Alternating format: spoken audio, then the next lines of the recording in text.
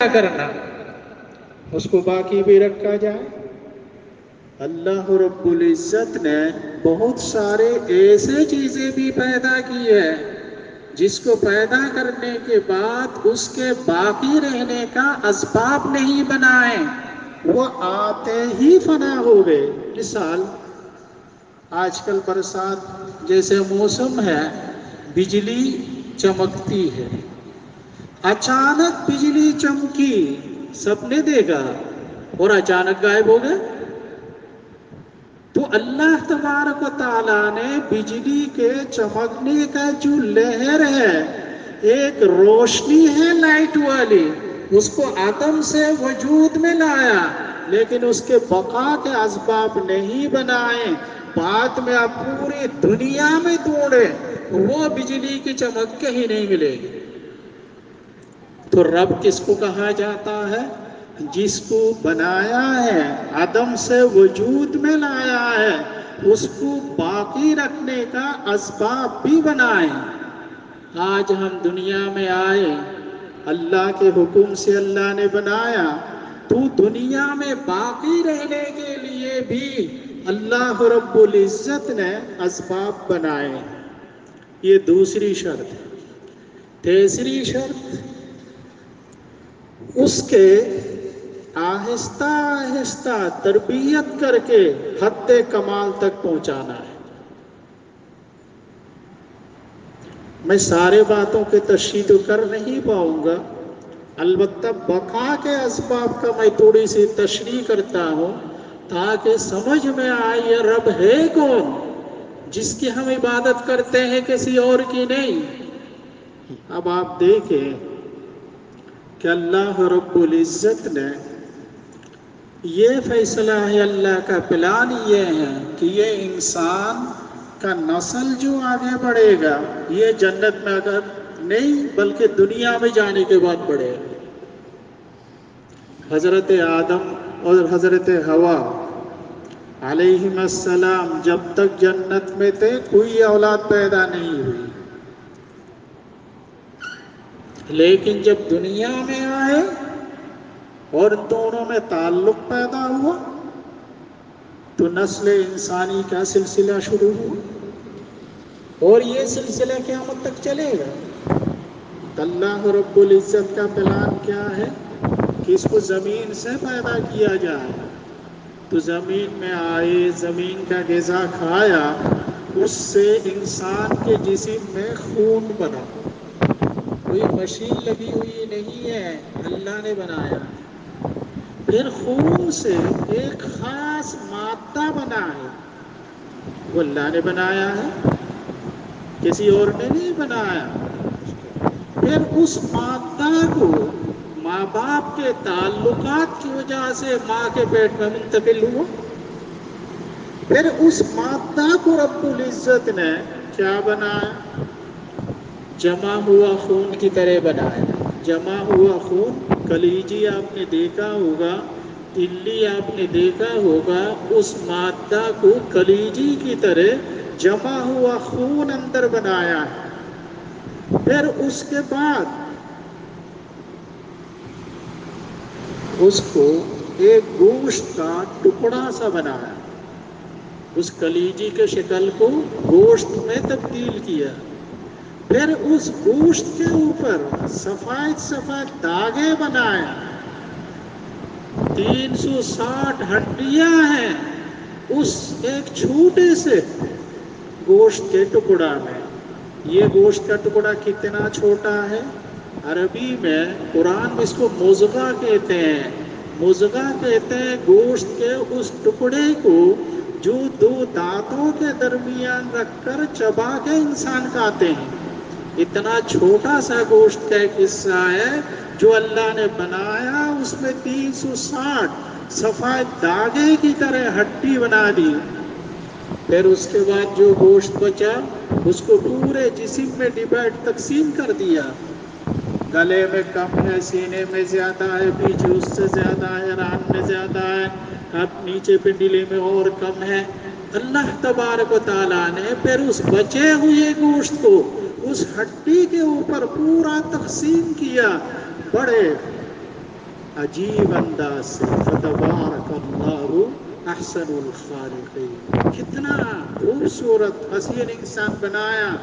یہ سب کچھ ماں کے پیٹ میں اللہ رب العزت کی جانب سے ہو رہا ہے.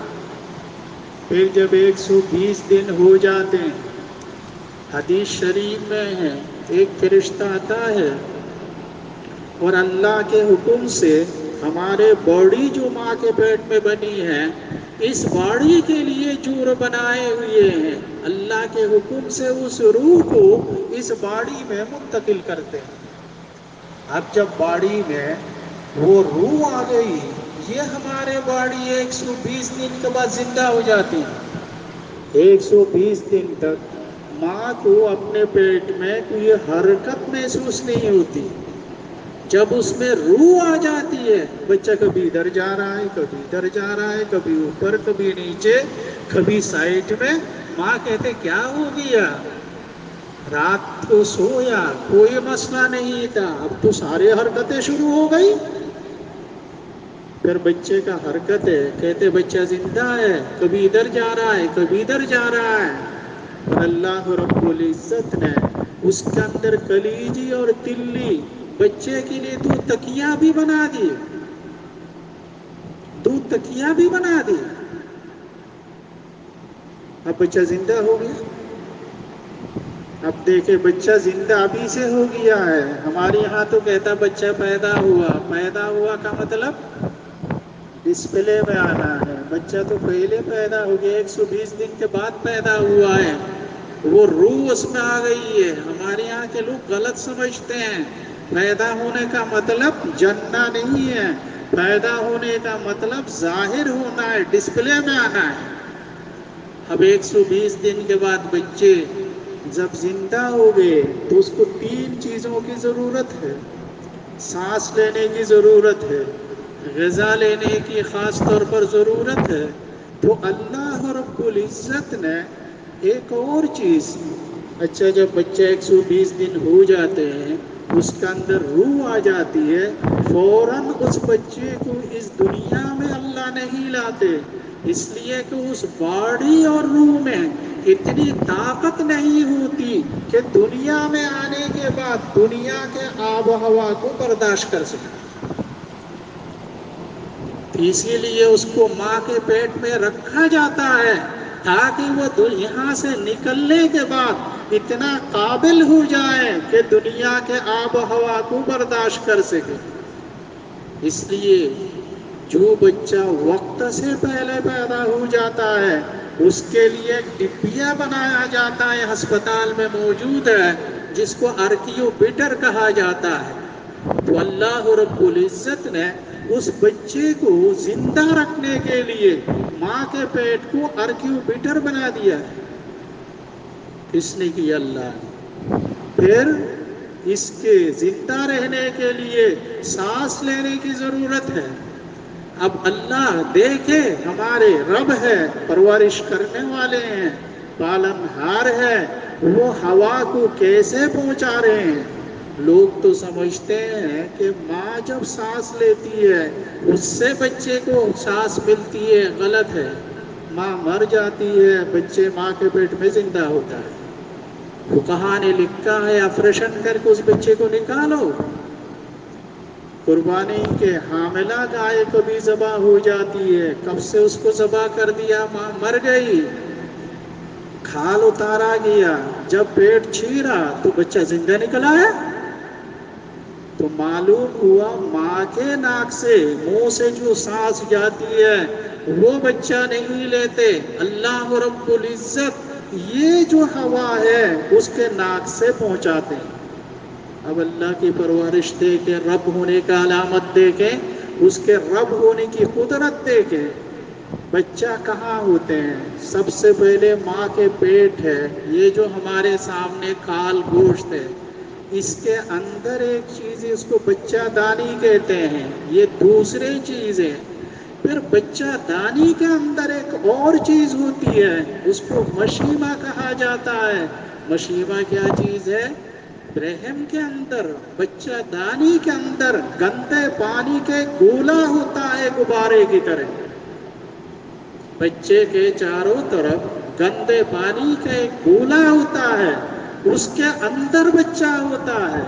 تو اب بچہ ہے، اس کے اوپر گندے پانی کا گولا ہے، اس کے بعد ماں کے رحم بچہ دانی ہے، اس کے بعد ماں کے پیٹ ہے۔ اس حالت میں رب العزت بچے کو باہر سے ہوا اس کے ناک سے پہنچاتی ہے۔ کون کرتا ہے؟ رب کون ہے؟ رب کون ہے؟ قدم سے وجود میں لانے کے بعد اس کے بقا کا ذریعہ اور اسباب بھی بناتے ہیں۔ اب آپ دیکھیں، ہوا ماں کے پیٹ چیر کر بچہ دانی میں جاتا ہے، پھر بچہ دانی کے بعد اس مشیمہ گندے پانی کے اس سے اندر سے گزر کر بچے کے ناک میں جاتا ہے۔ قدرت کا عجیب ہے، قدرت کا عجیب چیز ہے کہ ہوا جاتی ہے لیکن اس گندے پانی کا ایک قطرہ بچے کے ناک یا پیٹ میں نہیں جاتا۔ آپ کہیں گے یہ کیسے؟ ہمارا جو منہ ہے، اس کو جب آپ نیچے گلے کی طرف جائیں گے، منہ کھول کے دیکھیے گا، ایک ساتھ دو نالیاں ہیں۔ کبھی شیشے میں اپنے منہ کھول کے دیکھیے گا، یہ نیچے دو نالیاں ہیں، ایک نالی سے غذا، دوسرے نالی سے ہوا۔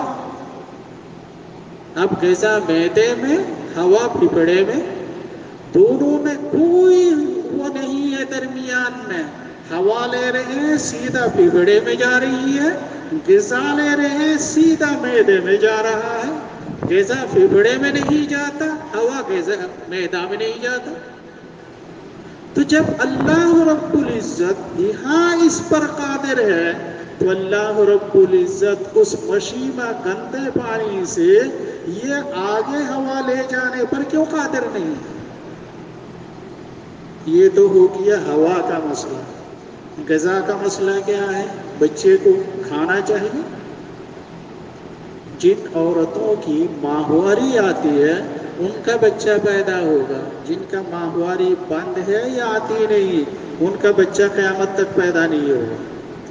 قدرت کا ایک نظام ہے کہ یہ جو جسم کے رگیں ہیں، جن میں خون ہے، یہ سارے جا کے عورتوں کے رحم پر ختم ہوتا ہے، اور سارے رگوں سے غیر ضروری گندا خون رحم میں گرتا ہے، پھر رحم سے گزر کر رحم کے منہ سے باہر آتا ہے، جس کو ہمارے یہاں ماہواری کہتے ہیں۔ لیکن جب حمل ٹھہر جاتا ہے رحم کا منہ بند ہوتا ہے اور یہ رگوں کا خون آ کر رحم میں بچہ دانی میں نہیں گرتا، وہ سارے خون رگوں میں آ کے جمع ہو جاتے ہیں۔ تو حاملہ ہونے کے بعد ماہواری باہر بند ہوتی ہے، اندر جاری ہے، وہاں خون جمع ہو رہا ہے۔ جب 120 دن ہوتا ہے تو یہ خون پھر اس رحم میں گرتا ہے، پھر اس رحم سے وہ گرتا ہے گندا پانی کے گولے پر، وہاں سے وہ خون فلٹر ہو کر صاف ستھرا ہو کر ناف کے ذریعہ بچے کے پیٹ میں جاتا ہے۔ تو اللہ معبود کیوں ہے؟ وہ رب العالمین ہے، سارے عالم کو پالنے والا، پرورش کرنے والا ہے۔ تو اب وہ خون اس کے ناف کے ذریعہ اس کے پیٹ میں جا رہا ہے، تو بچہ اسی سے اس کی پرورش ہو رہی ہے۔ یہ اللہ کے علاوہ کوئی اور کر رہا ہے؟ کسی اور نے کیا؟ اسی لیے اللہ عبادت کے لیے معبود ہے، اللہ کے علاوہ کسی اور ذات کی عبادت نہیں ہو سکتی۔ آپ پھر اعتراض کریں گے، سوال اٹھائیں گے، بچہ جب یہ کھاتے ہیں تو اس کے وہ جو غلاظت ہے وہ نکلتی تو نہیں ہے؟ ہم جب کھانا کھاتے وہ نکلتے ہیں؟ یہ سارے بچے کے پیٹ میں جمع رہتے ہیں، یہ سارے بچے کے پیٹ میں جمع رہتے ہیں۔ جب بچہ دنیا میں آتا ہے 2-3 دن تک وہ بچہ کچھ نہیں کھاتا، اس وقت ماں باپ اس کو گٹی پلاتے ہیں، مختلف چیزیں پلاتے ہیں، اور کالے کالے پوٹی وہ بچہ کرتا ہے۔ یہ وہی خون ہے جو اللہ رب العزت نے رگوں کے ذریعہ بچے دانی میں گرا کر فلٹر کر کے ناپ کے ذریعہ اس کے پیٹ پہ پہنچایا۔ تو جب آتا ہے بچہ پیٹ بھرا ہوا ہوتا ہے، 2-3 دن تک بچہ ماں کے پستان میں سے کچھ لیتا ہی نہیں۔ نئے ماں باپ بڑے پریشان ہو جاتے ہیں، تجربہ نہیں ہوتا۔ جب وہ چیزیں سارے نکل جاتی ہے، پیٹ خالی ہوتی ہے، بچے کو بھوک لگتی ہے، پھر اس کے بعد بچہ کھانے کے لیے تیار ہوتا ہے۔ تو آپ کہیں گے اتنے دن جمع، یہ اللہ کی قدرت ہے، اللہ ہر چیز پر قادر ہے۔ پھر اس دنیا میں بچہ ظاہر ہونے کے بعد اس کے کھانے کے انتظام اللہ نے کیا ہے۔ وہ کیسا رب دے کے ماں کے سینے میں دودھ کا نہریں جاری کر دی، دودھ کے نہریں جاری کر دی ہے۔ اچھا، پھر ان دودھ میں بھی بڑا عجیب فرق ہے۔ اگر لڑکا ہے تو اس کے دودھ میں ڈبل کریم ہوگا، دودھ میں بالائی اور کریم ہوتی ہے۔ اگر لڑکا ہے تو اس کے دودھ میں ڈبل کریم ہوگا، اور اگر لڑکی ہے تو سنگل کریم ہوگا۔ اس لیے کہ لڑکی کمزور ہوتی ہے اور لڑکا قوی اور طاقتور ہوتا ہے، اس کے لیے زیادہ طاقت کی چیزیں چاہیے بنسبت لڑکیوں کے۔ اگر کسی کا شک ہو لیبارٹری سے چیک کر کے دیکھ لیجئے، قدرت کا نظام رب کی پرورش کو دیکھیں کہ اللہ رب العزت اس کو کس طرح کر رہے ہیں۔ اور ساتھ ساتھ جب انسان کا بچہ دنیا میں آتا ہے تو اس کا دانت نہیں ہوتا، گائے بکرے کا آتا ہے دانت ہوتا ہے۔ کیوں؟ اس لیے کہ انسان کے بچے کے معدہ اتنا کمزور ہے کہ اگر یہ ابھی سے بھاری غذا کھانا شروع کر دیں وہ بچہ برداشت نہیں کر پائے گا، مر جائے گا۔ اور اس کے دیکھ بھال آپ کے لیے ہیں، جانوروں کے دیکھ بھال کے لیے ہاتھ سے اٹھانے کے لیے کوئی نہیں۔ اللہ رب العزت اس کے معدہ کو بھی مضبوط بنایا، دانت دے کر دنیا میں لایا ہے۔ جب ماں گھاس کھا رہی ہے بچہ بھی چن رہا ہے گھاس۔ تو یہ لمبا ایک مضمون ہے کہ یہ رب الحمدللہ رب العالمین، تمام تعریفیں اللہ کے لیے ہیں، اور وہی اللہ ہی معبود ہے۔ کیوں؟ رب العالمین وہ سارے عالم کے رب ہیں، پالنہار ہیں، پرورش کرنے والے ہیں۔ اور کس طرح رب العزت پرورش کر رہے ہیں آپ کو میں نے تھوڑا سا نمونہ دکھایا ہے۔ اس پر اگر آپ غور کریں گے، جس ذات نے ابتدا سے لے کر اب تک اتنے پرورش کی، کیا موت تک نہیں کر سکے گا؟ میں سارا مضمون مکمل نہیں کر رہا ہوں، ٹائم ختم ہو گیا ہے۔ وآخر دعوانا الحمدللہ رب العالمین۔